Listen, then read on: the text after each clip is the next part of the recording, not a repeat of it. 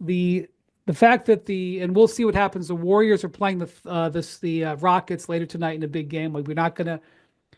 I have to travel out to LA, so we couldn't do this pod too late. But um, the Lakers over the last 8 or so days, Memphis, Houston, Golden State, Oklahoma City, they go 3-1. That's strong. Golden State, Memphis, Lakers, Nuggets, 3-0. We'll see what happens with the Rockets. That's strong. Like these teams are finishing, are really, putting their best foot forward. And it's one of the reasons why we're excited about the postseason. Before I ask you about what is going to happen this week in Dallas, McMahon, I want to point something out.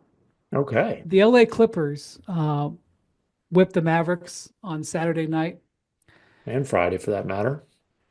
And Friday. And Kawhi Leonard played in both games. That's what I wanted to bring up.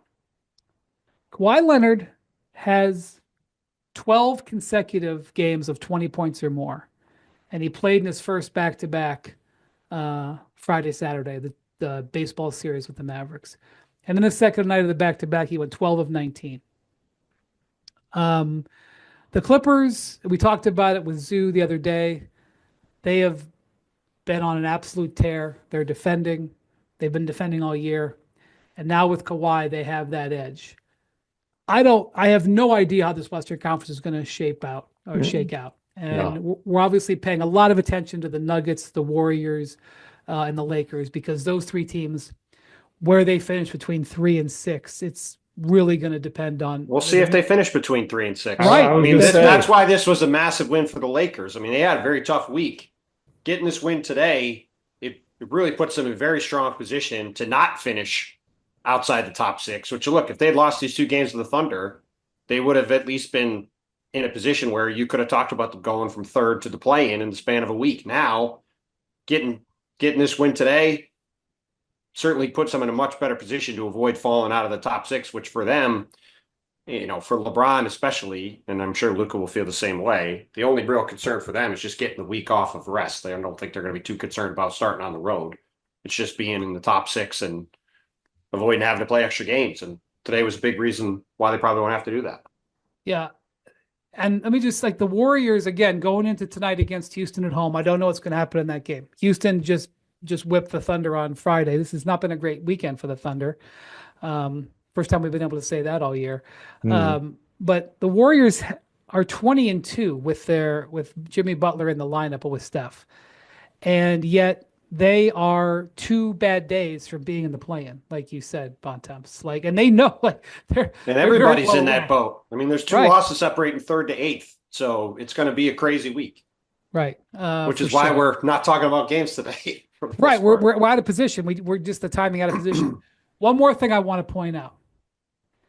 Giannis Antetokounmpo, they went into Miami and won on Saturday night, the Bucks. The Bucks have won 3 in a row. They're in a dogfight for 5-6 in the East.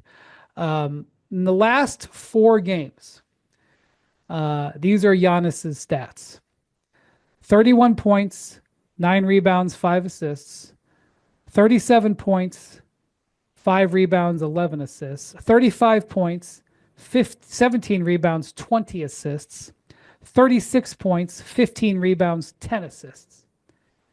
In the last 4 games, he has 45 assists and 12 turnovers.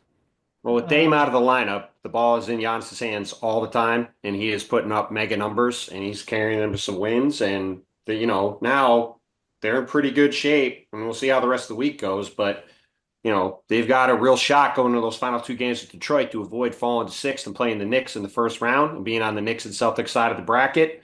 And it's much better living playing potentially the Pacers and Cavs than the Knicks and Celtics in the first 2 rounds. So we'll see how they do. We'll see if Dame comes back. But, Giannis is certainly killing it at the moment and carrying them along. Everybody's just turning up their games. You can just feel it. Steph, and again, not knowing what's going to happen tonight. Steph has been on a tear as well. We'll talk about the Luka return later this week, but But Bontemps, I mean, McMahon, what do you feel? And is there a growing buzz in Dallas? It was such venom when the trade went down. Now it's been, 2 months. It's I was going to still say, so venom. there's still It's still plenty of venom. venom. And it's agony with a trending toward apathy, but this will Right. not be nobody will be apathetic about Luka's return, and it's going to be very strange and surreal.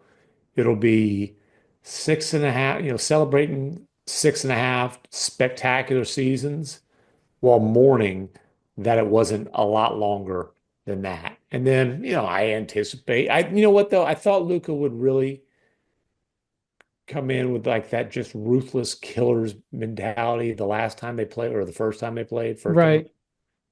And we saw just a glimpse of that early in the game, but it didn't really stick. So I don't know what to expect from Luka. I know that there will be a full house, which has not been the case recently in Dallas, no matter what the attendance numbers say. And I know that pretty much everybody in those seats is going to be wanting to see Luka score 50, 60, 70 points. My assumption is the Mavericks will go to great lengths to make sure that does not happen. Yeah. It's a big moment for Anthony Davis as well, right? Because, he's trying to send a message. He's really trying to, basically what I've said is a triple message, coming Yeah. back. One, send a message to the fans. I'm coming back. I'm here to play. He was trying to do that from first day. Mm-hmm. Secondly, he's trying to, establish himself with his new teammates. Mm-hmm. And third, he's really caping for Nico Harrison. Yeah, and he's kind of doing it all with one hand tied behind his back. He's still on a minutes restriction. Really since he came back, he's had one AD-like performance, and that was, God, I can't remember who they were playing. Just a couple of days ago. Yeah, Was he, when he had the game winner, had 30 some odd points, the game winner. Why can't I even remember who that was against? Golly. Well, we're getting to that point. I believe it was against Atlanta, wasn't it? There you go. That's who it was against. You know, because he had I don't the know if game anybody winner. saw it. I don't know if anybody saw that. What was remarkable about that game, and it said a lot about the Mavericks, is it was a tie game, Mhm. and they had called a timeout, and they ran an isolation play for AD. Like they gave him the ball at the top of the key, like he was Kobe. Well, I would say who else they can run it for? I mean, Kyrie. Well, that's what I'm saying. It's a commentary about the state of the team. Do you ever remember running a top like a 1-4 flat for Anthony Davis? Yeah. No, yeah, and it wasn't like, the old days with Dirk. It's maybe getting the ball